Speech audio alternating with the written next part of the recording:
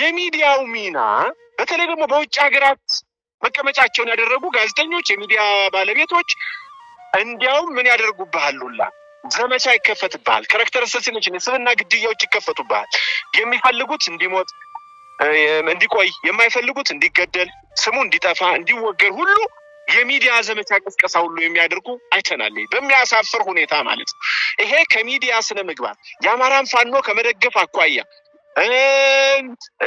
ስታየው ቀደም እንዳነሳውልህ ከጠላትም በበለጠ የኛን አደረጃጀትና ትግል ያጠቁት እነዚሁ ፋኖን እንደግፋለን የሚሉ ስመ ሚዲያዎች ናቸው ሌላው ደግሞ ከጋዜጠኞችም ባሻገር እዚህ ሜዳ ላይ ተቀምጠው እንዲልክልሃለን እንዲናረጋለን ስምን እናነሳለን እናወድሳለን በሚሉ ሰበቦች ሁላ ያማራን ፋኖ ትግል ድርጅት ለመከፋፈል የሚሰሩ ስመ ፋኖች አሉ በጃዙር ያማራ ፋኖ ተቆርቋሪ በመሰሉ ሚዲያዎች የራሳችንን መሪዎች አማራው ደካማ እንደሆነ መሪ እንደሌለው ስብናቸውን በማጉደፍ ማንነታቸውን በማጉደፍ አቅም የሌላቸው በማስመሰል የሚከፋፈሉ በማስመሰል ስልጣን ፈላጊዎች በማስመሰል ሲያጎድፍ የሚውላል ይሄ በጃዙር የሚደረግ ጥቃት ነው ልክ እንደዚህ ሁሉ ግን ለአንድነቱ የሚተጉ ጋዜጠኞች ድርጅቶች ተቋማትና ሚዲያዎች የሉም ማለት አይደለም እሱ እንደዛ ብለን እንደመድብ አንችልም ቆርጠው አንጀታቸውን አጥፈው ለተቀን ሲለፈልፉ ሲጮሁ የሚውሉ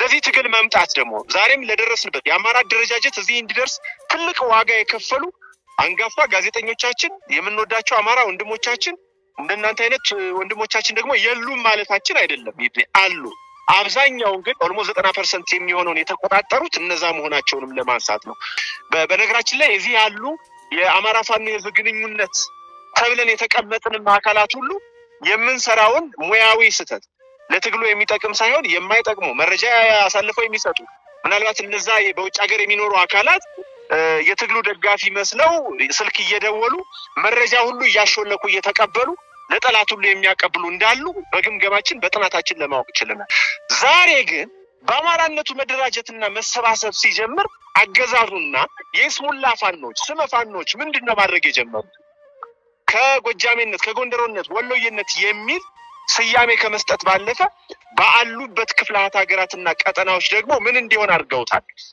በየአካባቢው በየአውራጃው በየመንደሩ በየጎጡ ደግሞ አንሶ እንዲከፋፈሉ ሁሉ ጥረት ሲያደርጉ አስተውለናል ከዚህ በፊት አማራነትን ፋኖነትን ሲጸየፉ የነበሩ ሁሉ ዛሬ ሲያወግዙት የነበሩ ሁሉ ፋኖነትን እንደ ጠላት የፈረጁ ሁሉ በዚህ እምርታው በዚህ ባጭር ጊዜ ውስጥ ባስመዘገባቸው ውጤቶች ምክንያት አሁን ምን ማድረግ ጀምረዋል በአጋርነት መፈለግ ጀምረዋል አንድን ሀገር በመንግስት ደረጃ የሚመራ በብድር ገንዘብ በሚሊየንስ ሀገሪቱን ቀብድ ያስያዘ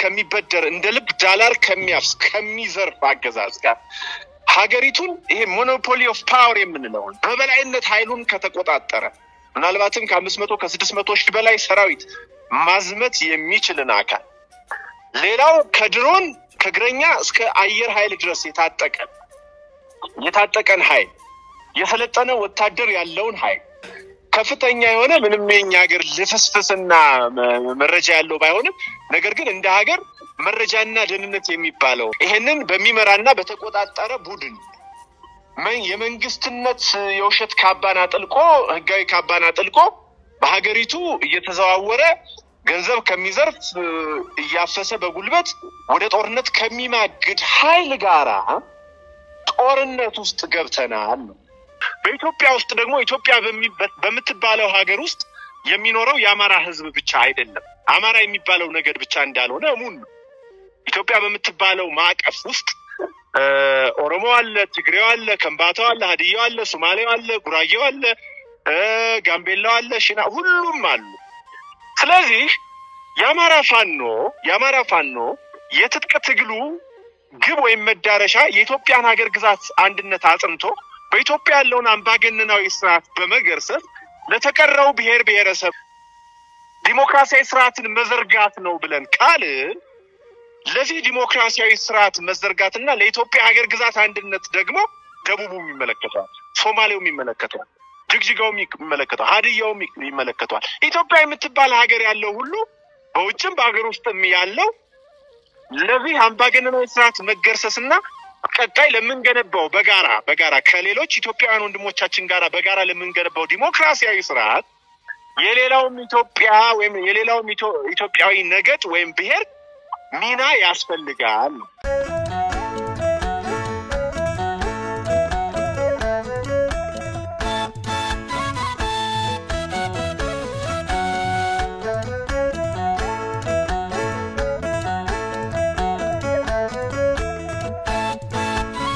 ሰላም ጤና ይስጥልን የነጋሪ ቲቪ ስለ ሀገር መሰናዶ ተመልካቾቻችን በክፍል 1 ከፋኖ ጋዜጠኛ ወግደረስ ጤናው ጋራ የነበረን ቆይታ እንደተከታተላችሁት ነው። ቆይታችንም ይሆናል ሊጠቅማል ያላችሁትን ነገር እንዳገኛችሁ ተስፋ እናደርጋለን። አሁን ደግሞ ክፍል 2 ከፋኖ ጋዜጠኛ ወግደረስ ጋራ ቆይታችን የሚቀጥል ነው የሚሆነው። እስከ መሰናዶ ፍጻሜያችን ድረስ አብራችሁ እንድትቆዩ የምጋብዛችሁ እኔ ድነቃቸው ከበደ ነኝ። ሰላም ጤና ይስጥልን ጋዜጠኛ ፋኖ ወግደረስ ጤናው።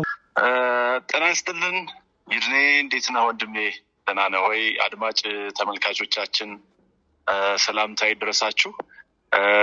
በጣም አመሰግናለሁ። እኔም እጅግ አድርጌ አመሰግናለሁ። እንዳለመታደሉ ነው እንግዲህ ካለንበት ቦታ ሄደን በርግጥ ለነጻነት ትግል ነው ይሄ ሆኖ ከዚህ ቀደም ያው በቢሮአችን ቀርበ ተደጋጋሚ የሆኑ መሰናዶችን ለተመልካቾች አቅርበናል። በተለይ አሁን ላይ አንተና መሰሎች ዋጋ ወደምትከፍሉበት ሜዳ ከመውረድ በፊት ይሄ ነገር እንዳይመጣና ነገሮች በሰላማዊ መንገድ መፍትሄ እንዲበጅላቸው በሚል አስታውሳለሁ ከአንድም ሁለት ጊዜ በተለይ በነጋሪ ቲቪ ቀርበ ባደረከው ቃለ መጠይቅ አማራው ለገጠመው የህልውና ትግል መፍትሄው ከዚህ መለስ በሆነ በሰላማዊ ትግል ሊመለሱ የሚቻል ነገር ካለ ሐሳቦችን ስናቀርብ ነበር። ሆኖም ግን ይሄ አልተሳካም። አንተም ወደ በራ ወረድክ። ግን ሰላማዊ ትግሉ እንግዲህ አበቃለት። በዚህ መልኩ ሊመለስ የሚችል ነገር አይሆንም። ከሰላማዊ ትግል ወደ ነፍጥ ትግል ተገብቷል። ይሄም ነገር እንግዲህ እጅግ ፍታዊና ተገቢ ስለመሆኑ ብዙ አስረጂ ነገሮች አሉ። በርግጥ በመጻፎችም ላይ በእንደዚህ ያማራው ትግል ወዳውን ደረጃ ወደረሰበትን አስመልክቶ በሰፊው ዳሰስክበት አለ። አሁንም ቆይታ የምናደርገው ወደ መጻፍ ዙሪያ ነው። በርግጥ ስለአንተ ብዙ ማለት ይቻላል። በደንብ ማቃለው አብረንም ሰርተናል። ከትግሉ ቀደም ብሎ በሰላማዊ ትግል አገዛዙን ለመጣል በባልደራስ ሁለተኛ ዲሞክራሲ ፓርቲ ለአዲስ አበባ ምክር ቤት እጩ ተወዳዳሪና የድርጅት ህዝብ ግንኙነት ኃላፊ በመሆን አገልግለሃል። በተለይ ደግሞ በጋዜጠኝነት ሙያ በጄቲቪ በሶማሌ ክልል ቴሌቪዥን በመረጃ ሳተላይት በሚኒሊክ ሳተላይት ቴሌቪዥን በራስ ሚዲያም እንዲሁም በሚኒሊክ በባልደራስ ዩቲዩብ ቻናሎች በሌሎችም የህትመት የብሮድካስት እና የማህበራዊ ትስስር ሚዲያዎች ላይ በጋዜጠኝነት ሙያ እንዲሁ ጋዜጠኝነትን የሚጠብቀውን ስነ ምግባር ባካተተ መልኩ ስራዎችን ሲሰራ ነበር። በተለይ ለአማራውና ለኢትዮጵያ ድምጽ በመሆንም በተለያዩ መንገድ አገልግለሃል። ለዚህም ስራዎች ምስክር ናቸው። እኔም ደግሞ በቅርብ ስለማቀ አብረንም አንዳንድ ነገሮች ስለሰራን ለዚህ ምስክርነት ሰጣለሁ። እንግዲህ የተወሰነው መልኩ ካንተ ብዙ ነገሩን በጥቂቱ ልግለጽ ብዬ ነው። በርግጥ ያጎደልኩት ነገር ሊኖር ይችል ይሆናል። አድማጭ ተመልካቾቻችንም ይረዱናል። አንተም ያለበት ቦታ በጣም ሰፊ ጊዜ ወስደን ይሄን ለማውራት ስለማያስችል ነው።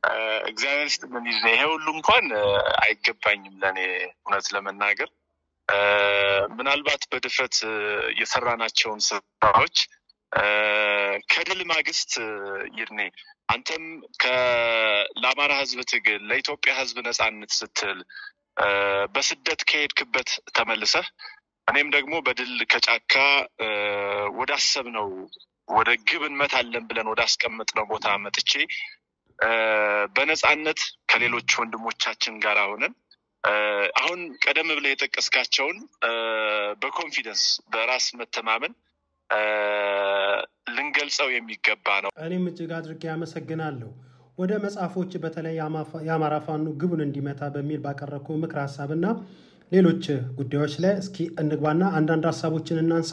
እዛው መጻፍ ላይ ያለ ሐሳብ ነው ማነሳለ የሰደደ ጎጠኝነት ማለት ይሄ ጎታች ምክንያቶች በፋኖ ትግል ውስጥ በአማራ ትግል ውስጥ ከታዩ ጎታች ምክንያቶች ብለ ከዘረዘርካቸው ውስጥ የሰደደ ጎጠኝነት፣ የግንዛቤ ችግር፣ ዋላቀርነት፣ የፖለቲካ ንቃት ውስንነት፣ የፖለቲካ ስብዕና እጦት፣ አቅምና ችሎታን ዕውቀትና ብቃትን አለማወቅ ሌላው ጎታች ምክንያት ነው። የአማራ ፋኖ ትግል የሚመሩትም አካላት ተለዋዋጭ ባህሪያት ጽኑ አቋም ያለመያዝና የአማራ ማንነት ለሌሎች አካላት ትግሉን አሳልፈው መስጠት በስፋት በሚዲያዎች ላይ ይስተዋላል። ሌላኛው ውስጣዊ ጎታችን ምክንያት ነው። የአማራ ምሁራን በራሳቸው ተነሳሽነት የአማራን ህዝብን የሉና ትግልን በስፋት ያለመቀላቀላቸው ችግር እንዳለ ሆኖ በትግሉ ሜዳ ላይም ያሉት ጥቂት ምሁራን በተፈለገው መጠን በሙያ ዘርፋቸው በስፋት አለመሳተፋቸው በትግሉ ውስጥ ጎታች ነው ስትል አስቀምጣል። ምናልባት ይሄንን ትንሽ ሰፋ አድርገህ መግለጽ ትችል ይሆን ለአድማጭ ለተመልካቾቻችን? እንግዲህ እንደምታውቀው ቀደም ብዬ ያነሳውልህ ያው አንድን ትግል በተለይ አማራውን ወጥ የሆነ አደረጃጀት እና መሪዎች እንዳይፈጠሩ ምክንያት ሊሆኑ ከሚችሉት ጋራ ተያያዥነት ያለው ነው ይሄ ጉዳይ። እንደምታውቀው እዚህ በመናደርገው የፖለቲካ የትጥቅ ትግል ነው ብለናል። መዳረሻ ግብ አለው፣ መነሻ ምክንያት አለው። በጽኑ ፍትሃዊ የሆነ ትግል ነው ብለን እናምናለን። ይሄ የትጥቅ ትግል ራስን መከላከል በመሆኑ ተፈጥሯዊ መብትና ማንነታችን ተጠቅመን እያደረግን ያለነው ትግል ነው። በዚህ ትግል ወቅት ግን ምናልባት ቀደም ብዬ እንዳነሳውልህ መልከ ብዙ ታጋዮች ደግሞ አሉ። ይሄ ሊካድ የማይችል ነው፣ ልንክደው የማንችለው ነው። ልክ የትጥቅ ትግሉን መዳረሻ ግብ መነሻ ምክንያት አውቀን ወደ ትግሉ የተቀላቀሉ እንዳሉ ሁሉ ቀደም ብዬ እንዳነሳውልህ በግፋ በለው በሆይ ሆይታ ምናልባትም ይሄንን የትጥቅ ትግል ደግሞ የትጥቅ ትግሉ በሚፈጥረው ሁኔታ ላይ ቢዝነስም አድርገው የተቀመጡ የሉም ማለት አንችልም። ይሄ ከራሳችን ፋኖን እንመራለን ከሚለው ሁሉ የሚጀምር ነው። በነገራችን ላይ ይሄንን በደንብ አድርጎ አጥርቶ የውስጥ ግምገማ አካሂዶ አቅም ያለው በአቅሙ እንደያደረጃጀቶች መምራት የሚችል ለምሳሌ የሚወጣው አደረጃጀት የትምህርት አካዳሚክ ብቃት የሚፈልግ ከሆነ አካዳሚክ ብቃትን በተመረኮዘ መልኩ፣ የጦር ብቃት የሚፈልግ ከሆነ የጦር ብቃትን በሚፈልግ መልኩ፣ እምነትን የሚፈልግ ከሆነ እምነትን በሚፈልግ መልኩ፣ አቅምን፣ የመምራት ፍላጎትን ወዘተ አንድ መሪ የምንለው አካል መላበስ ያለበትን ጠባይ ወይም ደግሞ ሊኖረው የሚገባውን ስነ ባህሪ በትምህርትም ይሁን በልምድም ይሁን በእምነትም ይሁን ባለው የትግል ቁርጠኝነትና ብስለትም ይሁን ያለው አካል ቀድሞ መምጣትና አደረጃጀቶችን የጦሩንም ይሁን የፖለቲካ አደረጃጀቶችን መምራት ካለበት ለነሱ በመተው ወይም በመስጠት ያ ካልሆነ ግን ዝም ብለን በዘፈቀደ በአጋጣሚ የትግሉን መነሻና መድረሻ ሳናውቅ በቃ ግርግሩ ሁኔታው ስለፈጠረልን ብቻ በሆነ አካባቢ በሆነ አውድ ተቀምጠን ትግሉን ወደ ኋላ ለመጎተት የአማራ ድርጅታዊ አንድነት እንዳይመጣ ምክንያት ለመሆን የሚጥሩ አሉ ነው። ይሄ በተግባር መሬት ላይ ባደረኩት ጥናትና ምርምር ቁልጭ አድርገው ጦሩ፣ ህዝቡ፣ አመራሮች፣ የፋኖ አመራሮች እኔም ደግሞ ፐርሰናሊ እንደ ጋዜጠኛ ኢንቨስቲጌት ያደረኩት ነገር በመሆኑ ስለዚህ የአማራ ፋኖ ድርጅታዊ አንድነት እንዲመጣና የአማራ ፋኖ በተፈለገው ግብ ላይ እንዲደርስ ከፈለግን ምንድነው ማድረግ ያለብን? ሁሉም እንደየመክሊቱ፣ እንደየአቅሙ፣ እንደየብቃቱ፣ እንደየልምዱ፣ እንደየተጠሪነቱ ምን መሆን አለበት? አደረጃጀቶችን መምራት አለበት። ሌላው እንደምታውቀው አገዛዙ እስካሁንም በመንበሩ እንዲቆይ ያደረገው ነገር መሰረታዊ ምክንያቱ ምንድነው? የአማራ ፋኖ ድርጅታዊ አንድነት እንዳይመጣ ማድረግ ነው። ይሄ ድርጅታዊ አንድነት እንዳይመጣ በአውራጃ መከፋፈል ነው፣ በክፍለ ሀገራት መከፋፈል ነው፣ ጎጃሜ፣ ጎንደሬ፣ ወሎዬ፣ ሸዋዬ የሚል መልክ መስጠት ነው። እንዲያውም አማራ እንደምታውቀው ከኢትዮጵያዊነቱ አልወርድ ብሎ ነው ላለፉት 50 ዓመታት እምቢ በአማራነቴ ስደራጅ በአማራነታችን እንኳን መደራጀት ያው አማራነቱ ማንነቱ አሳፍሮት ሳይሆን እንደማነስ ይቆጥረው ስለነበረ የሌሎችን የብሔር ፖለቲካ የሌሎችን የነገድ ፖለቲካ ማራመጃ ምክንያት ሆናለሁ ብሎ ይሰጋ ስለነበረ አማራው በአማራነቱ እንኳን ለመደራጀት አስቸግሮን ላለፉት 40-50 ዓመታት አስቸግሮን እንደነበረ ታውቃለህ። ዛሬ ግን በአማራነቱ መደራጀትና መሰባሰብ ሲጀምር አገዛዙና የስሙላ ፋኖች ስመ ፋኖች ምንድነው ማድረግ የጀመሩት? ከጎጃሜነት፣ ከጎንደሮነት፣ ወሎዬነት የሚል ስያሜ ከመስጠት ባለፈ ባሉበት ክፍላት ሀገራትና ቀጠናዎች ደግሞ ምን እንዲሆን አድርገውታል? በየአካባቢው፣ በየአውራጃው፣ በየመንደሩ፣ በየጎጡ ደግሞ አንሶ እንዲከፋፈል ሁሉ ጥረት ሲያደርጉ አስተውለናል። ይሄ ለታጠቀ ትግል ምናልባትም ደግሞ መነሻው ደግሞ የዘር መጥፋት ነው፣ አደጋ ላይ ገብቶብኛል ዘሬ ማንነቴ ለሚል ታጋይ ለዛውም ደግሞ ከኢትዮጵያዊነቴ አልወርድም በአማራነቴ እንዴት እደራጃለሁ ይሄማ የነገር ፖለቲካን ማራመጃ መሳሪያ መሆን ነው ማነስ ነው ሲል የነበረውን አማራ ዛሬም ስመ ፋኖችን በማስገባትና በመሰግሰግ እንዲሁም ደግሞ ከግንዛቤ ክፍተት ምን መሆን ተጀምሯል እስከ አውራጃና እስከ መንደር ድረስ እንዲገነጣጠል አገዛዙና ሌሎች አክተርስ ቀደም ብለን ያነሳናቸው አክተርስ ጥረት ሲያደርጉ አስተውለናል። በዋናነት ሚዲያውን ያነሳል። ዛሬ ላይ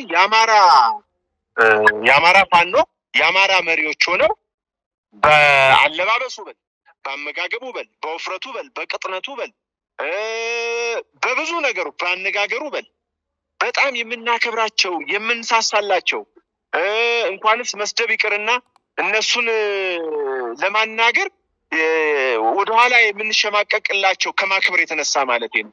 መሪዎቻችንን እኮ ዛሬ የአማራን ህዝብ ትግል እንደግፋለን፣ የፋኖን አደረጃጀት እንደግፋለን፣ የፋኖን ትግል ወደፊት እንዲመጣ እንሰራለን የሚሉ ስመ ሚዲያዎችም ልክ ስመ ፋኖች እንዳሉ ሁሉ ስመ የፋኖ ደጋፊ ሚዲያዎች ሆነው ሲከፋፍሉ የሚውሉ እነዚህ ደግሞ የቀጠሯቸው አንደኛ ተቋሙ ራሱ የሚዲያው ባለቤቶች፣ ሁለተኛ የሚዲያውን ባለቤት በስራ አስኪያጅነት የሚመሩት፣ ሶስተኛ ተቀጣሪ ጋዜጠኞች ገንዘብ እየተከፈላቸው ተቀጥረው ወይ በስደት ሀገር ጥለው የሸሹ እነዛን በመጠቀም ጋዜጠኞች፣ ሌላው ደግሞ ከጋዜጠኞችን ባሻገር እዚህ ሜዳ ላይ ተቀምጠው እንዲንልክልሃለን እንዲናረጋለን ስምን እናነሳለን እናወድሳለን በሚሉ ሰበቦች ሁላ የአማራን ፋኖ ትግል ድርጅት ለመከፋፈል የሚሰሩ ስመ ፋኖች አሉ። እነዚህ ሚዲያ ላይ ውለው የሚያድሩ በዋናነት በነገድም አማራ ያልሆኑ ባይዘው አማራነታቸውንም የምትጠራጠር ያው ትግሉ የአማራዊ አደረጃጀት ስለሆነ ነው አማራ ማለት በነገድ አማራ ያልሆኑ ግን አማራ መስለው ለአማራ የሚታገሉ መስለው ከአማራው በላይ እነሱ ለዚህ ትግል ተቆርቋሪ መስለው በጣም የምናከብር የምንወዳቸው መሪዎቻችንን ሲዘረጥጡ ሲያረክሱ ሲሳደቡ የሚውሉ አሉ። ቅድም እንዳልኩ ነው በፊዚካላቸው ሁሉ ሳይቀር በማንነታቸው ሁሉ ሳይቀር በአካባቢያቸው ሁሉ ሳይቀር ሲሳደቡ የሚውሉ ስመ ሚዲያዎችና ፋኖች አሉ። ስለዚህ እንዲያው አገዛዙ ከዚህ በፊት ላለፉት 10-15 ዓመት 20 ዓመት ሞክሮት በሚዲያው ብሎት በተቆጣጠረው በርካታ ሚዲያ እነዚህን መሪዎች ለማጉደፍ ሞክሮት እምቢ ብሎት ዛሬ ግን በእጃዙር ማለት ነው በእጃዙር የአማራ ፋኖ ተቆርቋሪ በመሰሉ ሚዲያዎች የራሳችንን መሪዎች አማራው ደካማ እንደሆነ መሪ እንደሌለው ስብናቸውን በማጉደፍ ማንነታቸውን በማጉደፍ አቅም የሌላቸው በማስመሰል የሚከፋፈሉ በማስመሰል ስልጣን ፈላጊዎች በማስመሰል ሲያጎድፍ የሚውላል። ይሄ በእጃዙር የሚደረግ ጥቃት ነው የአማራው አመራሮች ላይ የአማራው ፋኖች ላይ የአማራው ጀግኖች ላይ። ግን በዛው ልክ ደግሞ በዚህ ተታለው ከግንዛቤ ከእውቀት ችግር የዚህ ጥቃት ሰለባ የሆኑትን ትተን ከዚህ ጥቃት ሰለባ በጀርባ ያሉት ደግሞ ተታለው አሁንም በዛ መንገድ የሚተራመሱ አሉ። ስለዚህ ይሄን ኋላ ቀር ስር የሰደደ ኋላ ቀርነት፣ ጎጠኝነት፣ አካባቢነት፣ መንደሬነት በመተው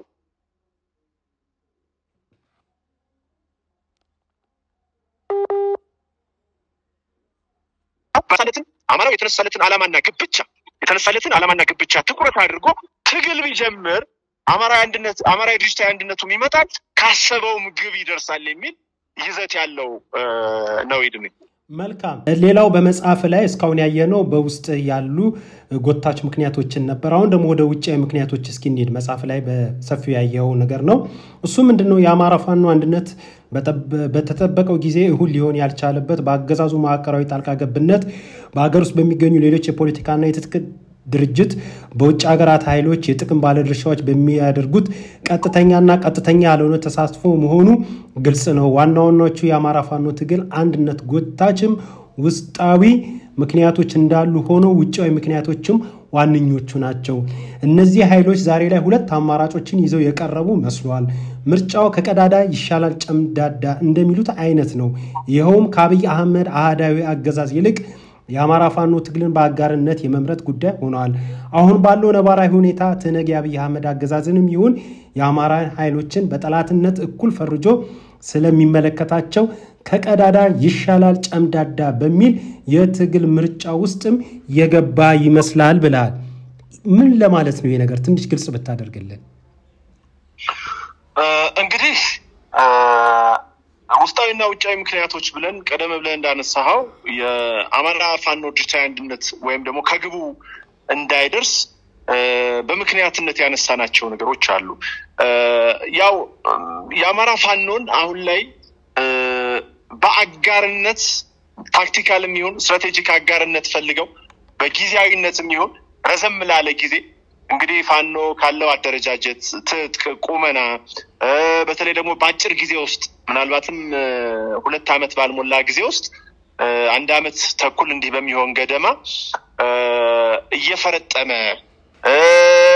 ራሱን በትጥቅ በሰው ኃይል አደረጃጀት በአቅም እያጎለበተ መምጣቱ ከዛም ባሻገር ደግሞ የተለያዩ ቀጠናዎችን በተለይ አማራ በሚባለው ማዕቀፍ ውስጥ አማራ ክልል ተብሎ በተከለለው አካባቢ ከዛም ደግሞ ወጣ ብሎ የተለያዩ አካባቢዎችን በርካታ ቦታዎችን ማለት ነው ኦልሞስት ከከተሞች ውጭ ያለውን ቀጠና ተቆጣጥሮ ማስተዳደር መጀመሩ እንዲሁም ወደፊት አነሳሱ ስታይ ምናልባት ሌሎችን የፖለቲካ ትጥቅ ትግል ያደረጉትን ስናይ ራሱ ትህነግን አይተን ከሆነ ከ17 ከ20 በላይ ፈጅቶ ኦነግን አይተው ከሆነ ዛሬም 50-60 ዓመት ባረጀ ፖለቲካ ፍልስፍና ያለውን አይተ ከሆነ ዛሬም እንኳን አልተሳካለትም 50 እና 60 ዓመት በፖለቲካ አውድ ውስጥ ቆይቶ ኦብነግንም ብታይ እንዲሁ ላለፉት በርካታ ዓመታት ኢትዮጵያን ሶማሌ የሚባልን ጎሳ ገነጥላለው ከዚህ አይነት ጨቋይ ማህበረሰብ እንዲያወጣል የሚል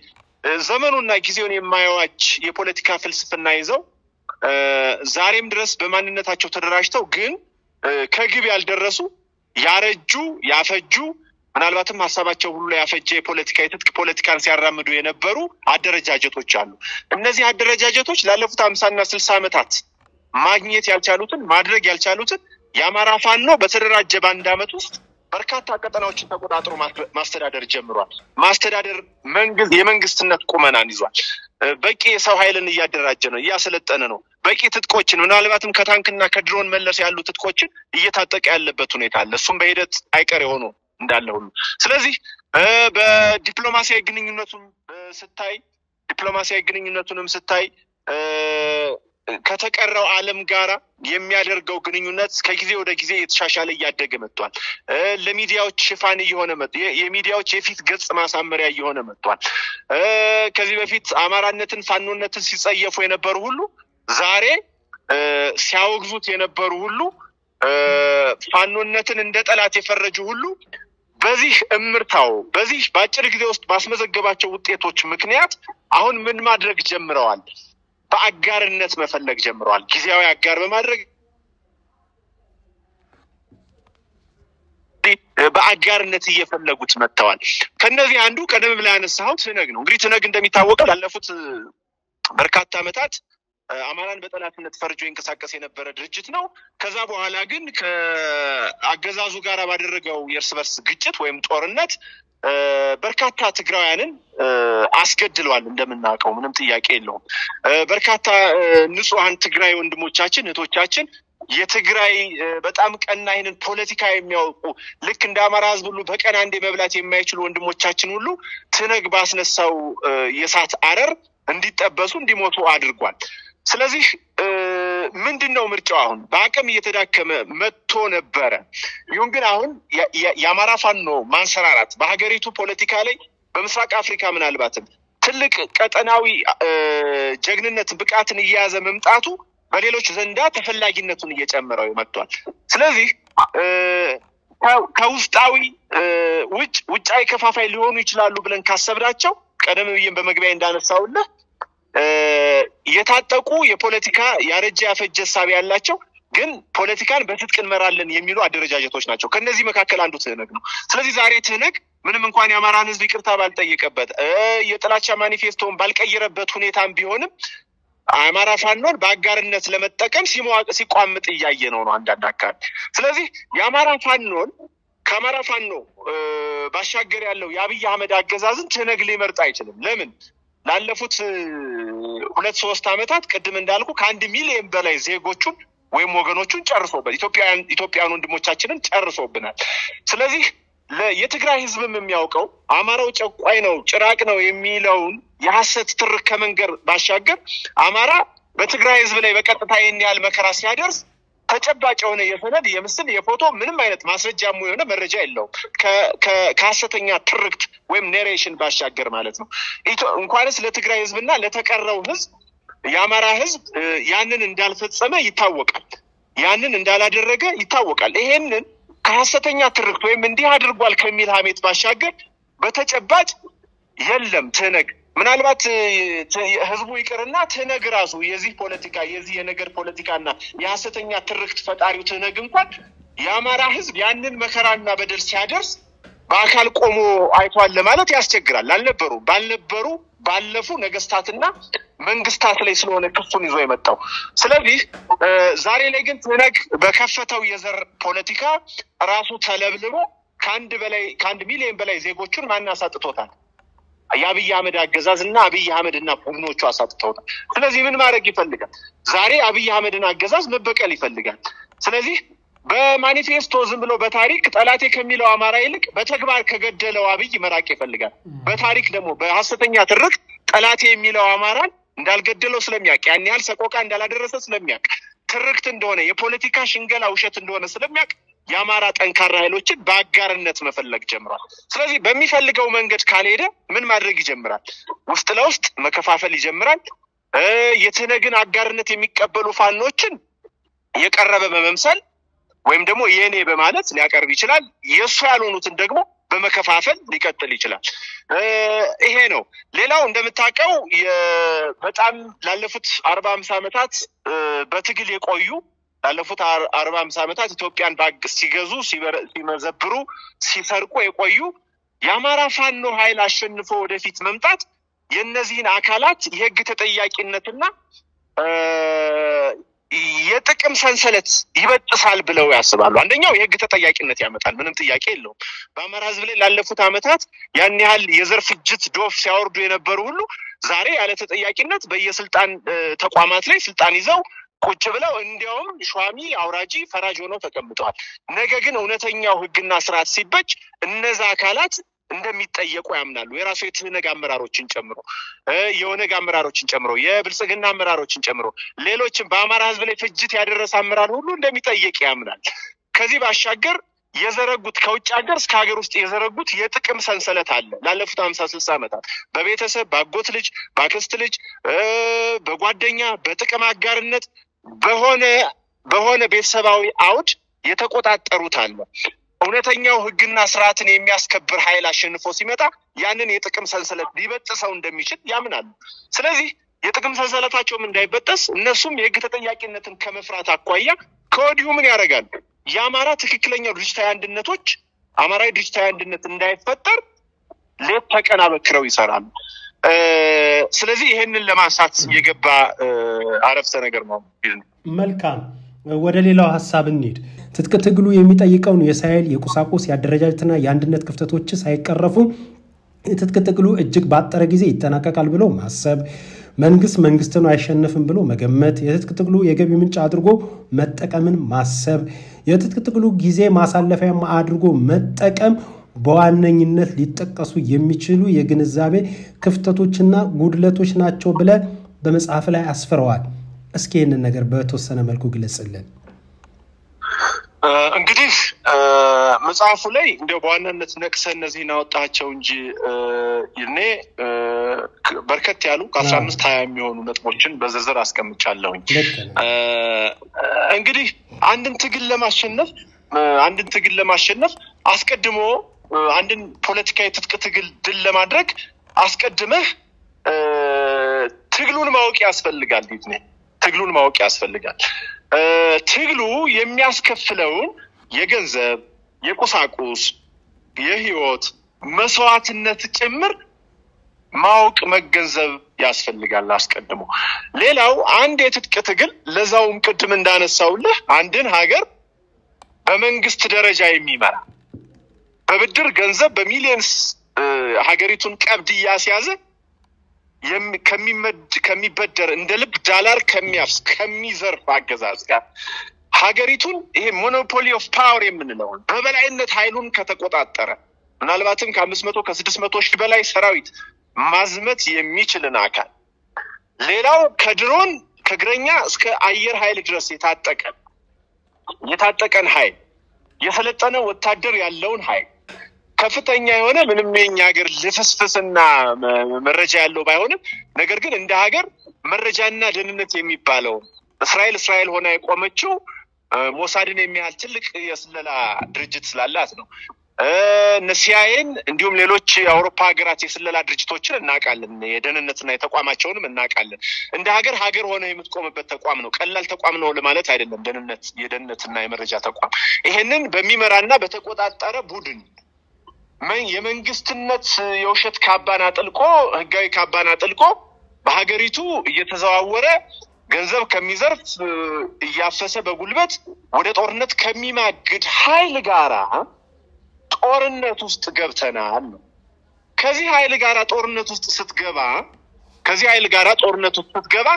ቅድም ያልኩን የሚያስከፍልህን የህይወት መስዋዕትነት ብቻ አይደለም የሚያስከፍልህን ጊዜ፣ ጉልበት፣ ገንዘብ ያንን ሁላ መረዳት ያስፈልግ ነበር።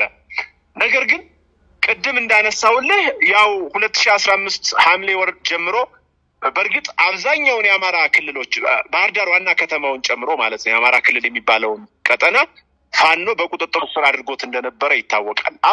ኦልሞስት አብዛኛው ከ95% በላይ የሚሆነው ያኔ በህዝባዊ መልክ ይዞ ተነስቶ እነዚህ ቀጠናዎች በመቆጣጠሩ ምክንያት ያኔ የተነሳው ታጋይም ይሁን በሆይ ተብሎም የገባው ግለሰብም ቡድንም ይሁን ምናልባት ይሄ ትግል ግቡ ምንድነው የሚያስከፍለውስ የሚጠይቀንስ መስዋዕትነት ምንድነው የሚለውን ያልተረዱ አካላት ይሄ ትግል ኦቨርናይት ተጠናቆ እንደምንለው 4 ኪሎ ገብተን በሸነና እንድንል የሚፈልግ ቡድን አለ። ይሄ ከግንዛቤ ክፍተት የሚመጣ መሆኑን እንረዳለን። ከግንዛቤ ክፍተት መሆኑን ምናልባት በፋኖ አደረጃጀቶች ውስጥ አሁን እየተቀየሩ እየበሰሉ ነገሮችንም እያወቁ ይሄ የትጥቅ ትግል በርካታ ነገሮችን ሊያስከፍል እንደሚችል በተግባር እየከፈልንም ስለሆነ ያንን እየተረዳን መጣን እንጂ ይሄ መጽሐፍ ኦልሞስት ያለቀው መጋቢት 2017 ዓ.ም ነው። እስከሚያልቅ ድረስ ጊዜ ግን ባደረኩት ጥናት በቃ ትግሉ አላለቀም ብሎ የመሰላቸት አይነት ለምንድነው ለአንድ ጊዜው ይሄው ቀጠናውን ሁሉ ተቆጣጥረን በቃን ብሎ የማለት ወደ ኋላ የማለት በአብዛኛው ሳይሆን በአመዛኙ እንደዚህ አይነት ነገሮች ይስተዋሉ ነበር። ይሄ ደግሞ ቅድም እንዳነሳውልህ በልኩ የፖለቲካ ፍኖተ መርህ አዘጋጅቶ አደረጃጀቶችን ፖለቲካዊ የሚሆን ወታደራዊ አደረጃጀቶችን ጨርሶ ከእንደገና ደግሞ የሚያስፈልገውን አንድ አማራዊ ድርጅት እና መሪ አቁሞ መሄድ ባለመቻላችን የመጣ ክፍተት ነው። ያንን ማስረጽ አለመቻል ፖለቲካዊ ግቡንና የአማራ ፋኖን የትጥቅ ትግል መነሻና መዳረሻ በልኩ አለማስረጽ ከዛ ክፍተት የመጣ መሆኑን ብንረዳም ቅሉ እነዚህ ግን ጎታች ሆነው ቆይተዋል ላለፉት 1 ዓመት ተኩል።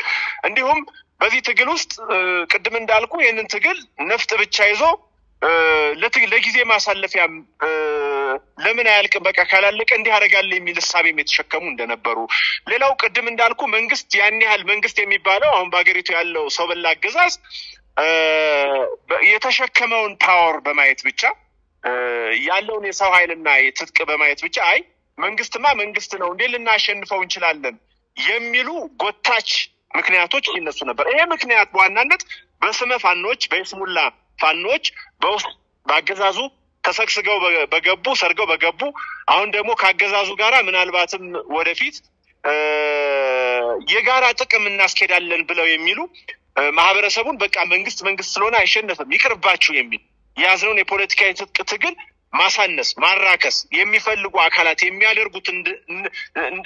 የሚያደርጉት እንደሆነ ብናቀም ዳሩ ይሄም ደግሞ እንደ ችግር ሆኖ ላለፉት 1 ዓመት ተኩል ሲጎተት እንደነበረ ተረድተናል።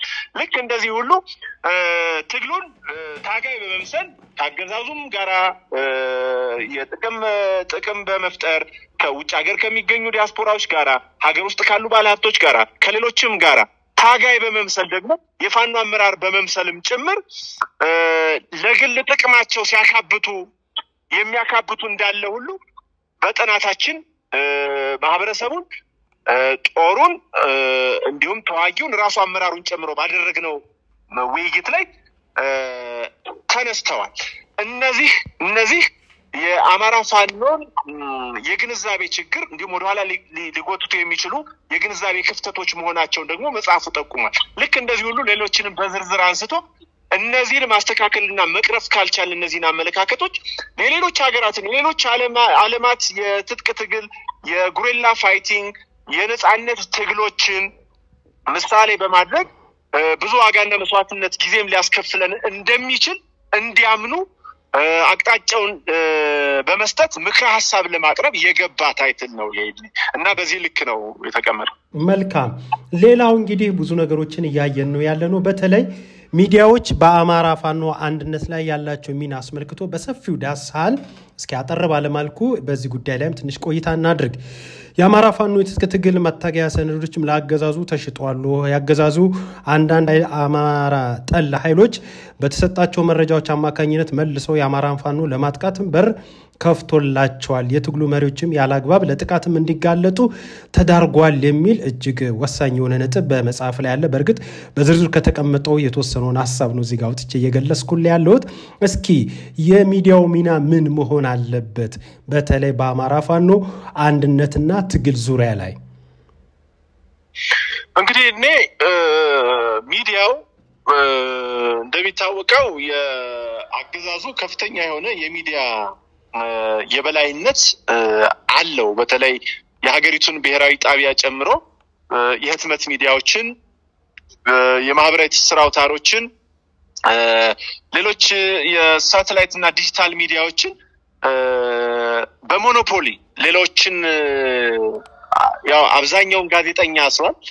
ሐቀኛ የምትላቸውን ገሚሱ ደግሞ ልክ እንዳንተ ተሰደዋል። የተቀረነው በጣም ጥቂት ደግሞ በጣት የምንቆጠር ጫካ ውስጥ ነው ያለነው። ያው እንደዚህ አድርጎ በርካታውን ሚዲያ የተቆጣጠረው አብይ አህመድ ነው። ይቆጣጠረው እንጂ የአብይ አህመድን ተደጋጋሚ ውሸት የአብይ አህመድ ያደራጃቸውን ሚዲያዎች ደግሞ ውሸት የሚያደምጥ የማህበረሰብ ክፍል በኢትዮጵያ በጣም በጥቂቱ ያነሰ እንደመጣ እናውቃለን። ኦሬዲ ኦልሞስት የለም ማለት ትችላለህ እነዚህን ሚዲያዎች የሚከታተል። ምናልባት ማህበራዊ ሚዲያው ላይ ካሰራጨው ሐሰተኛ ያው ቢቢሲ ከ2016 ላይ ባወጣው ጥናት አንተም እንደምታስታውሰው አገዛዙ ያኔ 28,000 አካባቢ ነው የሚለው። ነገር ግን እኛ ባለን ጥናትና መረጃ መሰረት ከ500,000 በላይ የሚሆን የፌስቡክ ሰራዊት አሰልጥኖ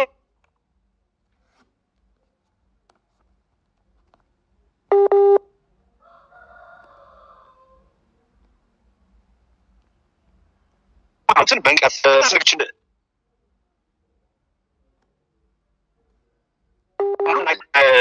ያም ቢሆንም ዳሩ የማህበራዊ ትስስር አውታሮች በተለይ በአማራ ክልል የጦርነቱ ከተከፈተ በኋላ ተዘግቶ ስለነበረ የኢንተርኔት አክሰሱ አብዛኛውን ሰው ማህበራዊ ሚዲያው ላይ ውሎ አያድርም ነበር። አብዛኛውን የምንከታተለው ሳተላይት ሚዲያዎችን በተለይ እንደ መረጃ ቴሌቪዥን ሌሎች እንደ ጊዮን ቴሌቪዥን ምኒልክ ቴሌቪዥን ሌሎች የሳተላይት ቴሌቪዥኖችን ነው ስናይ የነበረው። ስለዚህ በሂደት ግን እነዚህ ሚዲያዎች የአማራ ፋኖን በተለይ እንደግፋለን ብለው በሂደት ደግሞ ከባለፈው ዓመት ጀምሮ በዋናነት የማህበራዊ ትስስር አውታሩ ከተከፈተ በኋላ አብዛኛውን አካባቢ ምን ሆኗል? ይሄንን የአማራን ትግል በማራከስ በመከፋፈል መሪዎችን በመስደብ በማራከስ ላይ የአማራ ፋኖ ፖለቲካዊ ትጥቅ ትግል የተነሳለትን ዓላማ ገልብጦ በመግለጽ ተጠምደው እንደነበረ እናውቃለን። ይሄ ካገዛዙ በላይ ባይዘወይ ካገዛዙ ሚዲያዎች በላይ በጣም በሚያሳዝንና በሚገርም ሁኔታ አንድ የአማራ ፋኖን የትጥቅ ትግል እደግፋለሁ የሚል አድቮኬት አደርጋለሁ የሚል ሚዲያ ድርጅት ስራ አስኪያጅ ጋዜጠኛ የሚዲያ ተቋም በራሱ የግል እሳቤና ፍላጎት ጠልፎ በመክተት በሚያሳዝን ሁኔታ ማለት ነው በራሳቸው ቡድንና ፍላጎት ላይ ምናልባትም ውጭ አብዛኛውን ደግሞ በሚገርም ሁኔታ የማህበራዊ ትስስር አውታሮችም ይሁን የሳተላይት ሚዲያ ባለቤቶች ጋዜጠኞች ድርጅቶች ሰራተኞች ከሀገር ውጭ ያሉ በውጭ ሀገራት የሚኖሩ ምናልባትም መሬት ላይ ያለውን እውነታ እነሱ እንደ ሁለተኛ ወገን አንዳንዴ በሶስተኛ ወገን የሚሰሙ ተጨባጭ ማስረጃ የሌላቸው መረጃ የሌላቸው በሐሜት ባሉባልታ ደረጃ የአማራ ፋኖን ትግል አሳንሰው ሲገልጹ የሚውሉ ነገር ግን ደግሞ የትግሉ አድራጊና ፈጣሪ የትግሉ ጀማሪና ጨራሽ የትግሉ ሁነኛ አይነኬ እነሱ ካሉ ደግሞ በፈለጉት መንገድ ትግሉን መክተትና መውሰድ እንደሚችሉ አድርገው ሲነዙ የሚውሉ አሉ። ይሄ ይገባናል። ፐርሰናሊ ካላቸው በግሩፕ ካላቸው የሚዲያ ባለቤቶች ካላቸው የቡድን ፖለቲካዊ ፍላጎትና አካባቢያዊ ፍላጎት የሚመነጭ መሆኑን አላጣ ነው።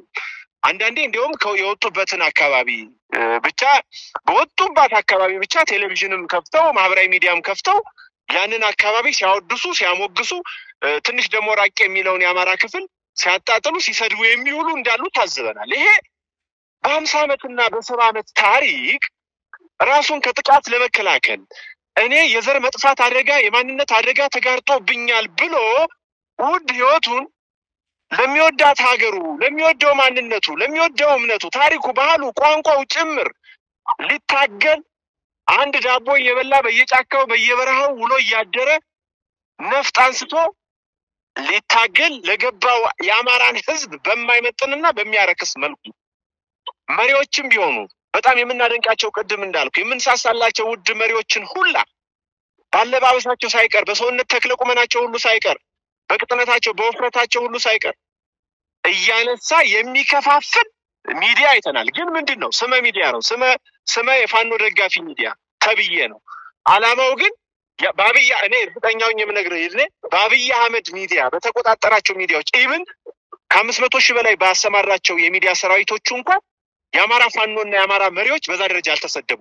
ይሄንን በጣም እርግጠኛ መሆን እንችላለን። ሚዲያን ሞኒተር ስለምናደርግ በየቀኑ አብይ አህመድ ጠላታችንና ሌሎች እንኳን በዚህ ደረጃ የኛን ልጆች አብጠልጥለው ሲሰድቡ አላየንም። የኛን አመራሮች ሲያራክሱ አላየንም።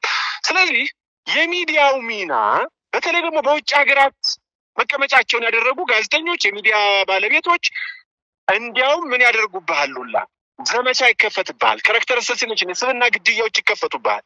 የሚፈልጉት እንዲሞት እንዲቆይ የማይፈልጉት እንዲገደል ስሙ እንዲጠፋ እንዲወገር ሁሉ የሚዲያ ዘመቻ ቅስቀሳ ሁሉ የሚያደርጉ አይተናል። በሚያሳፍር ሁኔታ ማለት ነው። ይሄ ከሚዲያ ስነ ምግባር የአማራን ፋኖ ከመደገፍ አኳያ ስታየው ቅድም እንዳነሳውልህ ከጠላትም በበለጠ የኛን አደረጃጀትና ትግል ያጠቁት እነዚሁ ፋኖን እንደግፋለን የሚሉ ስመ ሚዲያዎች ናቸው። የስሙላ ሚዲያዎቻችን ናቸው። ስለዚህ ምን መጽሐፉ ምን ያነሳል? ይሄንን በደንብ አድርጎ አጋልጦ ያሳያል። በተለይ ደግሞ በነገድ በማንነት ሌላ የሆኑ በአማራነት አማራ ያልሆኑ ነገር ግን የአማራ ተቆርቋሪ መስለው እንዴ ይርኔ እኔ ቁጭ ብዬ እዚህ የመድፍና የሞርተር ድምጽ በላይ ላይ ሲያሽካካየዋለ ምናልባትም የትኛው ሞርተር ወድቆ እንደሚመታኝ የማላውቀው ልጆቹ አብሬ በጫካው ስለፋሱ ለማድረው ጋዜጠኛ ሌሎችም የሚዲያ ወንድሞቻችን እያሉ ውጭ ተቀመጠውና ሶስተኛ አራተኛ ወገን የሚያደርሰው መረጃ ይዞ የሚመጣው በምን ደረጃ ነው? ያንን አምነ ትግሉ ልትከፋፍል ልትቀበለው እሱ የሚናገረው እውነት ነው ብለህ ልትል የምትችለው? እኔ ልጅ አብሬው ያለው የሌላ ነገድ አባል የሆነ እንዲያውም ትግሉን በመደገፍ ሰበብ እየከፋፈለ ያለ ይሄ የሚመጣው ከምንድነው? ከግንዛቤ ክፍተት መሆኑን ሁሉ ገምግመን አስቀምጠናል። መጽሐፉ ይገመግማል። ይሄም ፍኖተ መርሁ የሚዲያ አጠቃቀምን በተገቢው ባለሙያ በተለይ ትግሉን የሚደግፉ ሚዲያዎች ደግሞ ምን አይነት መልክ ቅርጽ ምን አይነት አደረጃጀት ይሄ ፕሮፓጋንዳም ይሁን መረጃ ማድረስም ይሁን ኮሙኒኬሽንም ይሁን በተለይ እነዚህ የሚዲያ ዘርፎች የምንላቸውን በሙሉ በምን መልኩ ማድረስና መቀበል እንዳለበት የሚዲያ ስራዎች አልተሰሩም። እዛ ላይ ከፍተኛ ድክመት አለ። ዛሬም ድረስ ነው የምልህ ይሄንን አርቆ ማስተካከል ለነገ የአማራ ፋኖ ለሚፈልገው ግብ መሳካት ግብ መምታት ዋነኛ መንገድ ነው። ያ ካልሆነ ግን አሁን ያሉ የሚዲያ አካሄዶች አደገኛ መሆናቸውን ጭምር የሚያሳይ ነው። ስለዚህ አንዱ ለአማራ ፋኖ ዲጂታል አንድነት መጓተት ዋነኛው ብሎ ያነሳው መጽሐፉ ሚዲያዎችና በሚዲያ የሚሰሩ የስሙላ የትግል ደጋፊዎች ነን የሚሉ እንደሆኑ ለማንሳት ሞክራለሁ። ልክ እንደዚህ ሁሉ ግን ለአንድነቱ የሚተጉ ጋዜጠኞች ድርጅቶች ተቋማትና ሚዲያዎች የሉም ማለት አይደለም። እሱ እንደዛ ብለን እንደመድብ አንችልም። ቆርጠው አንጀታቸውን አጥፈው ሌት ተቀን ሲለፈልፉ ሲጮሁ የሚውሉ ለዚህ ትግል መምጣት ደግሞ ዛሬም ለደረስንበት የአማራ አደረጃጀት እዚህ እንዲደርስ ትልቅ ዋጋ የከፈሉ አንጋፋ ጋዜጠኞቻችን የምንወዳቸው አማራ ወንድሞቻችን እንደናንተ አይነት ወንድሞቻችን ደግሞ የሉም ማለታችን አይደለም አሉ አብዛኛው ግን ኦልሞስት 90% የሚሆነውን የተቆጣጠሩት እነዛ መሆናቸውንም ለማንሳት ነው ስለዚህ ይሄ ባጭር ጊዜ ተስተካክሎ ሚዲያው በሚዲያ አካላት ተመርቶ በባለሙያዎች ተመርቶ የራሱ ህግ ወጥቶለት ፕሮፓጋንዳውም ኮሙኒኬሽኑም መረጃውም ሌሎች አስፈላጊ የሆኑትን ነገሮች በመላ ለትጥቅ ትግሉ ጠቃሚ በሆነ መንገድ ራስን የትጥቅ ትግሉን ጠርፎ በሚጥል መንገድ አይደለም በነገራችን ላይ እዚህ ያሉ የአማራ ፋኖ የግንኙነት ተብለን የተቀመጥን አካላት ሁሉ የምንሰራውን ሙያዊ ስተት ለትግሉ የሚጠቅም ሳይሆን የማይጠቅሙ መረጃ ያሳልፈው የሚሰጡ ምናልባት እነዛ በውጭ ሀገር የሚኖሩ አካላት የትግሉ ደጋፊ መስለው ስልክ እየደወሉ መረጃ ሁሉ ያሾለኩ እየተቀበሉ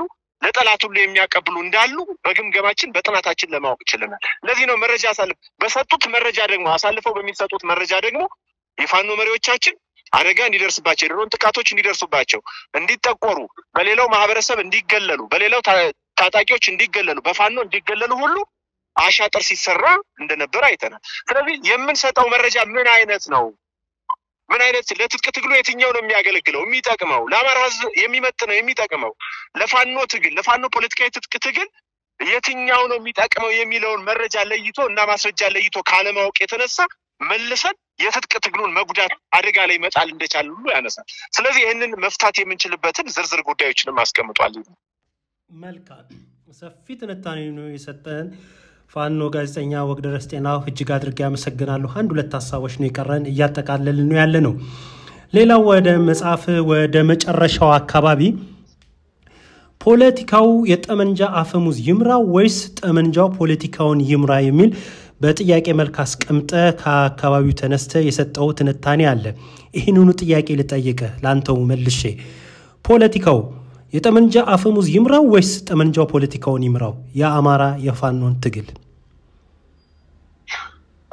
እንግዲህ መጽሐፉ ይሄንን በደንብ ያብራራል ይርኔ ወንድሜ ግን ያው የዓለም ፖለቲካ አሁን በተለይ በ21ኛው መቶ ክፍለ ዘመን የዓለምን ፖለቲካ የዓለምን ነፍጥ የዓለምን የጠመንጃ አፈሙዝ የሚመራው ፖለቲካው ነው ይሄ ሳይንሳዊ ነው በአንድ ሀገር ውስጥ ዲሞክራሲያዊ ስርዓት አሁን ዓለምን የዋጀ ጊዜውን የዋጀ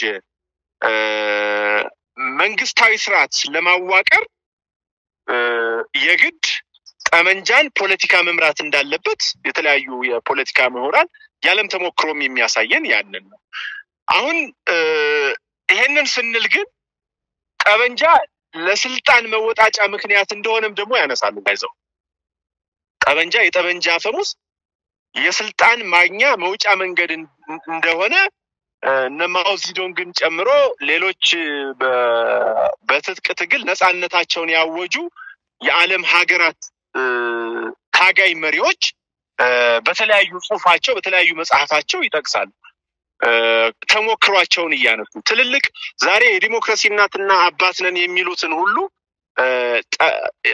አባት ነን እናት ነን የሚሉ ሀገራትን የዓለም ሀገራትን ሁሉ በመጥቀስ በአንድ በኩል ለነፃነታቸው ሲሉ ነፍጥ አንስተው እንደታገሉ በአንድ በኩል በሀገሪቱ ያለውን አምባገነናዊ አገዛዝ ጫፍ የወጣ አምባገነናዊ አገዛዝ ለመጣል ሲሉ ከውስጥ የወጡ ከሀገራቸው የወጡ ነፍጠኞች ተኳሾች ታጋዮች እነዛን አምባገነኖች በነፍጣቸው ጥለው ስልጣን እንደያዙ በሰለጠነው ዓለምም ቢሆን እነዚህ ጻፊያን ጠንቀቅ አድርገው ያስቀምጣሉ በደንብ አድርገው አብራርተው ያስቀምጣሉ ስለዚህ የጠመንጃ አፈሙዝ የስልጣን ምክንያት ይሆናል ነገር ግን የጠመንጃ አፈሙዝ የስልጣን ምክንያት ወይም ደግሞ አምባገነናዊ ስርዓትን ጥለህ ዲሞክራሲያዊ ስርዓት ለማስፈን መንገድ መሆኑን ቢጠቅሱ መጽሐፉን ቢጠቅስም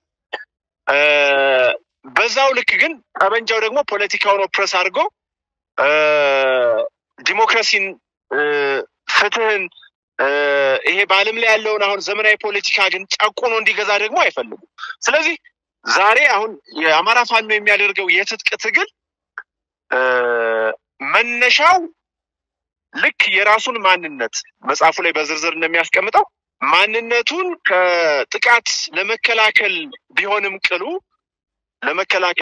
ቅሉ ልክ በነፍጥ ደግሞ ስልጣን ይዘው በሀገሪቱ አምባገነናዊ አገዛዝን እያሰፈኑ ያሉትን የአብይ አህመድን አገዛዝ በሀገሪቱ ፍትህ፣ እኩልነት፣ ርትዕ ያጠፉትን በሀገሪቱ የዘር ፖለቲካ የነገድ ፖለቲካ አንብረው ጥቂት ግለሰቦችን፣ ቡድኖችን፣ ጥቂት ማህበረሰብን ለመጥቀም ሲሉ ደግሞ ንጹሃንን እየገደሉ ያሉትን የሀገርን ሉዓላዊነት፣ የሀገርን ሰንደቅ ዓላማ፣ የሀገርን ክብር የጣሉ አምባገነን አገዛዞችን በተለይ ደግሞ በሰላማዊ ፖለቲካዊ ትግል ተብለው በሰላማዊ አማራጮች ሁሉ በኢትዮጵያ ከንስት ማዕቀፍ ውስጥ የሚገኙ ፖለቲከኞች፣ ጸሐፊያን፣ ጋዜጠኞች፣ ምሁራን ሁሉም ተሟጋጅ ተፎካካሪ ኃይሎች ሁላ ሞክረው እምቢ ያለን አገዛዝ ግን በነፍጥ ዜጎችን እጨርሳለሁ እገላለሁ እያለ የሀገሪቱን ሀብት በሙሉ ላለፉት 6-7 ዓመታት በርስ ጦርነት ውስጥ አውሎ ዛሬ የኢትዮጵያ ሕዝብ የሚበላውን ያሳጣው ታሪኳን፣ ባህሏን፣ ቅርሷን እየቀየረ ያለን አምባገነን አገዛዝ ግን በነፍጥ ጥለህ ዲሞክራሲያዊ ስርዓት ለማስፈን ሁነኛ መንገድ ነው። ይሄ ነው ፋኖ እየተከተለ ያለው አካሄድ። ፋኖ ዛሬ የሚያደርገው የፋኖ የትጥቅ ትግል አንዳንዶቹ እንደሚሉት አብይ ትነግ ሞክሮት ከ1 ሚሊዮን በላይ ዜጎችን ያስበላበትን ከ1 ሚሊዮን ራሱን ትነግ በቆፈረው የዘር ፖለቲካ ወስዶ መቀመቃ የከተተውን የዘር ፖለቲካ ለመድገም አይደለም የአማራ ፋኖ የሚታገለው። አሁን ካለው የብልጽግና አገዛዝ ከትነግ ኢህአዴግ የበኩር ልጆች አምባገነናዊ አገዛዝ የኢትዮጵያን ህዝብና የዘር መጥፋት የተከፈተበትን የአማራን ህዝብ ጠብቆ ዲሞክራሲያዊ ስርዓት ለማንበር እንደመወጣጫ መሰላል ነው የአማራ ፋኖ ነፍጡን እየተጠቀመበት ያለው። በሀገሪቱ እንግዲህ እኛ ይሄንን ነው የሀገሪቱን ፖለቲካዊ ምራው ወይስ ነፍጥ ይምራው የሚለውን ለተቀረው ማህበረሰብ፣ ለኛ ለታጣቂዎች፣ ለፋኖ በውጭም ላሉ በሀገር ውስጥም ላሉ ለዓለም አቀፉ ማህበረሰብ የፋኖ የትጥቅ ትግል ውጤት ምንድነው የሚለውንም ለማመላከት ጭምር የገባ ነው። ስለዚህ የአብይ አህመድን አምባገነናዊ አገዛዝ በምርጫ ዲሞክራሲ ጥለህ እንደማትሄድ በዲሞክራሲያዊ ምርጫ አገዛዙን መቀየር እንደማይቻል ለሙን ነው የኢትዮጵያ ህዝብ ያምናል፣ የአማራ ህዝብ ብቻ ሳይሆን። ስለዚህ ይሄንን አገዛዝ በነፍጥ አስወግደን ነፍጥ ምንድነው ዲሞክራሲያዊ ስርዓትን ለመገንባት ልክ ሌሎች የሰለጠኑ ዓለማት እንዳደረጉት ሁሉ ሌሎች ዓለማት ዛሬ ቻይና ይሄንን ያለምን ትልቁን ሁለተኛውን ግዙፍ ኢኮኖሚ እንድታንቀሳቀስና ጠንካራ ያለም ሀገር እንድትሆን ያደረጋት የነማው ዚዶንግ ነፍጥ ነው። ይሄ ምንም ጥያቄ የለውም፣ የሚታወቅ ነገር ነው። በነፍጥ ዲሞክራሲያዊ ስርዓትን ማበጀት ይቻላል። ነገር ግን በነፍጥ ሀገሪቱን ግን ይዞ መቆየትና መምራት ወይም ይቻላል። ይሄ ከሆነ የዓለም የፖለቲካ መዋቅር ወይም የመንግስታት መዋቅር እንደሚነግሩን የፖለቲካውም ሳይንስ እንደሚያስረዳን ወታደራዊ አገዛዝ ነው ሊሆን የሚችለው። በነፍጥ ዲሞክራሲ ስርዓትን ለማስፈን ትሰራለህ እንጂ ዲሞክራሲያዊ አውድን ለመፍጠር ትሰራለህ እንጂ ልክ ከዚህ በፊት ርቀን ሳንሄድ በደርግ ጊዜ ወታደራዊ አገዛዝ ነው የነበረው። ደርግ ራሱን ጨምሮ ኮሎኔል መንግስቱ የጦር መሪ የነበሩ ናቸው። ስለዚህ እሳቸውን ጨምሮ በሀገሪቱ ከቀበሌ ጀምሮ እስከ ላይ ድረስ መዋቅሩን የያዘው ወታደሩ ነው የነበረው። ወታደር ደግሞ ሀገርን ይጠብቃል እንጂ ሀገርን እየጠበቀ የተሰጠውን ፖለቲከኛው የሚሰጠውን ግዳጅ ፖለቲከኞች የሚሰጡትን ተልዕኮ በየአውዱ እንደየ ሳይንሱና መርሁ እንደሚፈቅደው ያገለግላል እንጂ ምናልባት የፖለቲካዊ ጉዳዩን ነፍጥ ገብቶ ግን አይመራም። ይሄ የዓለም ፖለቲካም ተሞክሮ ስለሆነ ስለዚህ ፋኖ ሌላውም እንዲገነዘበው መጽሐፉ የሚነግረን ምንድነው የፋኖ ዌፐን የፋኖ አርምድ ስትራግል ግን የምናደርገው ጦርነት ዲሞክራሲያዊ ስርዓትን ራሳችንን ከመከላከል ባሻገር በኢትዮጵያ አውድ ውስጥ ዲሞክራሲያዊ ስርዓትን ለመፍጠር እንደ መሳሪያ እየተጠቀምንበት እንደሆነ ጭምር እንዲያምኑ ነው ያነሳሁት። ወደ መጨረሻ ጥያቄ ላምራ። ብዙ ነገር አይተናል። መጽሐፉ ላይ ብዙ የሚነሱ ነገሮች አለ የተቀረውን እንግዲህ ለአድማጭ ለተመልካቾቻችን የምንተወነው የሚሆነው ምናልባት መጽሐፉንም ማንበበው በዛ ዙሪያ ላይ አሁን አንስተን ከተዋየንባቸው ሌሎች ሐሳቦች የሚነሱ ካሉ ወይም ይሄ ነገር ቢጠየቁ የሚሉት ነገር ካለ ወደፊት እንግዲህ ከሚኖር አስቸጋሪ ጊዜዎች ተሻምቼ እንዲሁ ለተመልካቾቻችን ሐሳቦችን ታብራራልናለ ወደ መጨረሻ ጥያቄ ላምራ የሌላ ብሔር አባላት በአማራ ፋኖ የትግል ውስጥ የሚኖራቸው ሚና ምን መሆን መቻል አለበት ወይስ ምን መምሰል አለበት እንግዲህ ቀደም ብዬም ለማጥቀስ እንደሞከርኩት መጽሐፉ ላይ ወደ ምዕራፍ 7 ይመስለኛል ይሄንን ነገር በዝርዝር አስቀምጦታል ይድኔ እንግዲህ አሁን የአማራ ፋኖ የትጥቅ ትግል እየተካሄደ ያለው በአማራ ነገድ አባላትና በአማራ ወንድሞቻችን ነው በአማራ ብሔር ነው ይሄ ደግሞ የሆነው በማንነታችን አገዛዙ አማራዎች ብሎ የዘር ማጽዳትና ማጥፋት ስለሚፈጽምብን መሆኑ በመነሻ አንስተናል በማንነትም የተደራጀ ነው ነፍጥም ያነሳ ነው ጫካም ሙለን የምናድረው መሰረታዊ ምክንያቱ ለመደራጀታችንም ወደ ጦርነት እንድንገባ ካገዛዙ ጋር ያደረገንም ያ መሆኑን በተደጋጋሚ ያስረድተናል ነገር ግን የዚህ መጽሐፉ በአራተኛ ደረጃ የአማራ ፋኖ ትግል ግቡ ወይ መዳረሻው ምንድነው የሚለውን ወደ ኋላ ተመልሰን ለማስታወስ ያክል አንደኛው የሀገር ግዛት አንድነትን ማጽናት ነው ብለናል የኢትዮጵያን የሀገር ግዛት አንድነት ማጽናት ነው በኢትዮጵያ ውስጥ ደግሞ ኢትዮጵያ በመትባለው ሀገር ውስጥ የሚኖረው የአማራ ህዝብ ብቻ አይደለም አማራ የሚባለው ነገድ ብቻ እንዳልሆነ እሙን ነው ኢትዮጵያ በመትባለው ማዕቀፍ ውስጥ ኦሮሞ አለ ትግሬው አለ ከምባታው አለ ሀዲያው አለ ሶማሌው አለ ጉራጌው አለ ጋምቤላው አለ ሽና ሁሉም አሉ ስለዚህ የአማራ ፋኖ የትጥቅ ትግሉ ግብ ወይ መዳረሻ የኢትዮጵያን ሀገር ግዛት አንድነት አጽንቶ በኢትዮጵያ ያለውን አምባገነናዊ ስርዓት በመገርሰስ ለተቀረው ብሔር ብሔረሰብ ለሚባለው ወይም ለተቀሩት ነገዶች ዲሞክራሲያዊ ስርዓትን መዘርጋት ነው ብለን ካል ለዚህ ዲሞክራሲያዊ ስርዓት መዘርጋትና ለኢትዮጵያ ሀገር ግዛት አንድነት ደግሞ ደቡቡም ይመለከታል ሶማሌውም ይመለከታል ጅግጅጋውም ይመለከታል ሀዲያውም ይመለከታል ኢትዮጵያ የምትባል ሀገር ያለው ሁሉ በውጭም በአገር ውስጥም ያለው ለዚህ አምባገነናዊ ስርዓት መገርሰስና ቀጣይ ለምንገነባው በጋራ ከሌሎች ኢትዮጵያውያን ወንድሞቻችን ጋራ በጋራ ለምንገነባው ዲሞክራሲያዊ ስርዓት የሌላውም ኢትዮጵያ ወይም የሌላውም ኢትዮጵያዊ ነገድ ወይም ብሔር ሚና ያስፈልጋል ነው ስለዚህ ዛሬ ላይ አማራ በራሱ አውድ ውስጥ ይሄንን ትግል እያካሄደ ነው እንደሚታወቀው ነፍጥ አንስቶ የህይወት መስዋዕትነት እንደከዚህ በፊቱ እንዳያቶቹ እንደቀድማያቶቹ የቤተሰብን ውርስ ይዞ ዛሬም የሀገሩን ሰንደቅ እምነት ባህል ማንነት ኢትዮጵያንም ብሔሮቿንም ለማጽናት ሲል የህይወት መስዋዕትነት እየከፈለ እንደሆነ እሙን ነው ስለዚህ ለዚህ ለምንከፍለው የህይወት መስዋዕትነት እና በቀጣይ ለምንገነባው ዲሞክራሲያዊ በኢትዮጵያ ለምንገነባው ዲሞክራሲያዊ ስርዓት ግን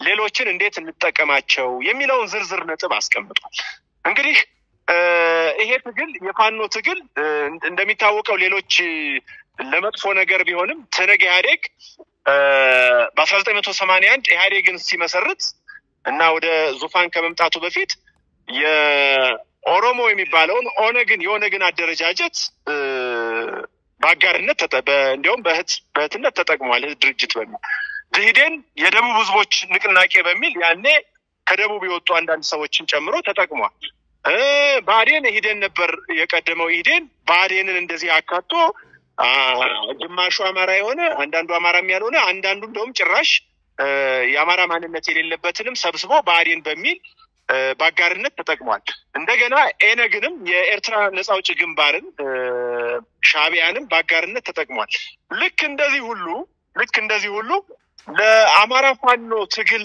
ግም መምታት ብሎ መጽሐፉ ካስቀመጣቸው አራተኛውና ሶስተኛው ረድፍ ላይ የኢትዮጵያ ዲሞክራሲያዊ ስርዓት ማንበር የሚያስፈልገው እንደከዚህ ቀደሙ እንደምታውቀው በድር በገደሉ የጣሊያን ወረራም ሲመጣ ባድዋ ከሌሎች ወንድሞቹ ጋር በግብጽ በጉንደት በጉራ በካራማራ በሌሎች የውጭ ወራሪዎች ሁላ ሲመጡ ለሀገርህ ለዳር ድንበርህ ለሰንደቅህ ስትለው የአማራው ህዝብ ነፍጡን አንስቶ አሻፈረኝ ካለ እንቢ ለሀገሬ ካለ የሚያስቆመው እንደሌለና ዛሬም ደግሞ በደንብ አጥንታችን ያጸናናት ኢትዮጵያ መሆኗን ታሪክም አይከድም ሁሉም ጠላቶቻችንም ወዳጆቻችንም ያውቁታል ስለዚህ ለሀገር ሲባል ሁሌም አማራው ከፊት ቀድሞ እየመጣ ለዚች ሀገር በርካታ መስዋዕትነትን ከፍሏል በነገራችን ላይ መምራት አይደለም የህይወት መስዋዕትነት መክፈል ብቻ አይደለም ሀገርም ደግሞ ሰርቶ ለሌሎች ብሔረሰቦች የሀገር መንግስትና ብሔረ መንግስት የሰሩት አጤ ምኒልክ ናቸው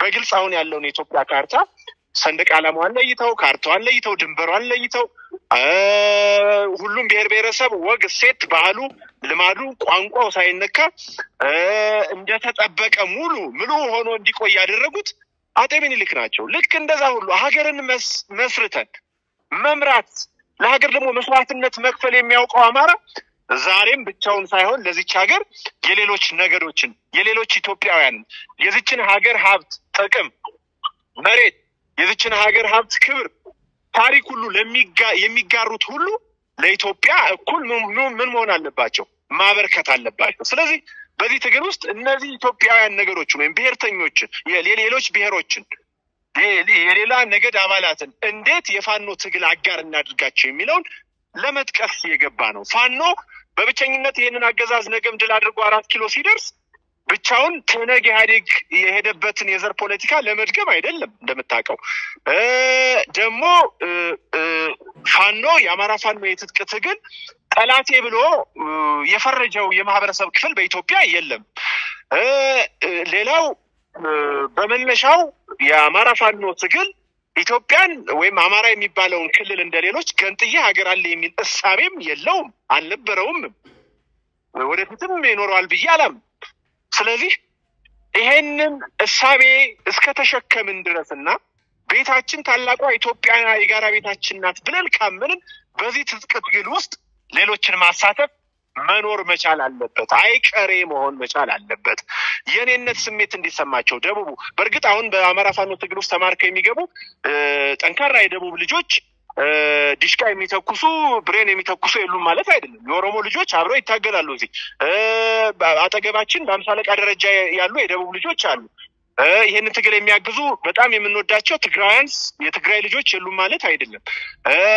ከሁሉም ነገድ ሶማሌው ሁሉ የደወለ ያበረታታናል ተስፋ ያደረገው የአማራ ፋኖ ትግል መሆኑን በጽኑ ያምናል በምን እንደግፋችሁ በገንዘብ ወይስ በስልጠና አግዙን ሁሉ የሚል አዲስ አበባው መሃል ከተማን ጨምሮ በሁሉም የኢትዮጵያ ክፍል የሚገኙ ወንድሞቻችን የሌላ ነገድ አባላት ዛሬ ነፍጥ አንስተው ሁሉ ነው ይሄንን ለፖለቲካ ማሳመሪያ አይደለም የምነግርህ አጠገቤ የደቡብ ተወላጅ አለ 50 አለቃ ማረግ ያለ ይሄንን የምናገረው ሌሎች ያውቁታል ብዬ ነውና እነሱ የሉም ማለት አይደለም ግን በተጠናና በተቀናጀ ድርጅታዊ በሆነ በመርህና በህግ የተሳሰረ ደግሞ የሌሎች ብሔር አባላትንም የዚህ ትግል አንድ አካል አድርጎ ማታገልና ወደ ታላቋ ኢትዮጵያ የምናደርገውን ጉዞ በማገዝ እንዲሁም የኢትዮጵያ በቀጣይ ለምንገነባው ዲሞክራሲያዊ ስርዓት በኢትዮጵያ አሻራቸውን እንዲያስቀምጡ ልክ እንደ አድዋው ምኒልክ ነው ጥሪ መጽሐፉ ያቀርባል ያለው ይሄንን ደግሞ የኛ የፋኖ አመራሮች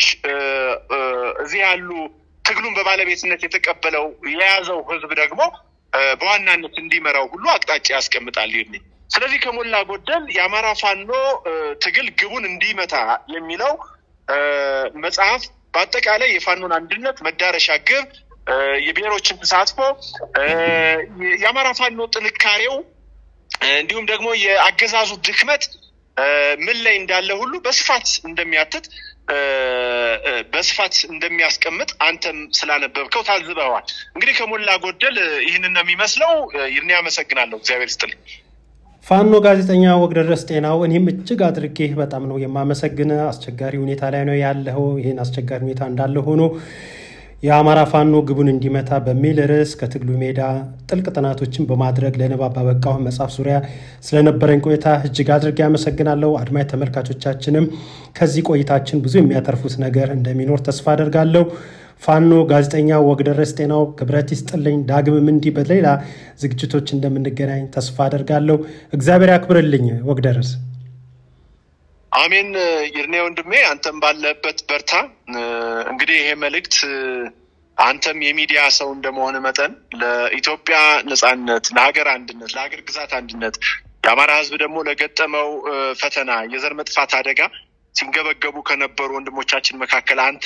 አንዱ እንደሆን ካቃለው አሁንም ይሄ መጽሐፍ በተለይ በሚዲያ ረገድ የአማራ ፋኖ አንድነት እንዲመጣ ደግሞ አበክረው ጠንክረው እንዲሰሩ አደራ ከምላቸው ወንድሞች መካከልም አንዱ አንተ ስለሆን ሚዲያውን እንግዲህ በፍጹም ኃላፊነት በፍጹም ይገባኛል በሚል ስሜት ወስደ አማራ ፋኖ አንድነት ላይ እንድትሰራ ትግሉን ባጭር ጊዜ ውስጥ እንዲያልቅ ሌሎች ኢትዮጵያውያንና ወንድሞቻችንንም ያሳተፍ ትግሉ ከግብ ከዳር እንዲደርስ ይርኔ የበኩልህን እንድትወጣ እንግዲህ በአድማጭ ተመልካቾቻችን ፊት ያው ባደራ መልክ ነው ላንተም የምሰጥህ ከዛ በተረፈ ግን መጽሐፉን እንግዲህ ያው አማዞን ላይ ፐብሊሽ ተደርጓል አማዞን ላይ ብቻ ሳይሆን ሌሎች ከ10 በላይ የሚሆኑ ዲጂታል ገበያዎች ላይ ፐብሊሽ ተደርጓል በህትመትም ከፈለጉ አሳትመው ከፈለጉ ደግሞ በኢቡክ መልኩ ማንበብ ይችላሉ ላይብራሪዎች ውስጥ ሁላለ ትልቁ ነገር የዚህ መጽሐፍም እንዳልኩ ድርጅታዊና የፋኖን አንድነት ማምጣት ስለሆነ ለሁሉም ባለቤቱ የአማራ ፋኖ ነው የዚህ መጽሐፍ የአማራ ህዝብ ነው ሐሳቡም ደግሞ እንደዛ ነው እንዳነበብከው ስለዚህ ባለበት ሁሉ ገዝተው እንዲያነቡትና ወደ ተግባር እንዲለውጡት በተለይ በውጭ ያሉ ወንድሞቻችን አደራ ላለው ስለነበረን ቆይታ እግዚአብሔር ይስጥልኝ በጣም አመሰግናለሁ ይርኔ እጅግ አድርጌ አመሰግናለሁ እኔም ሰላም ቆየኝ ወንድም አሜን ቻው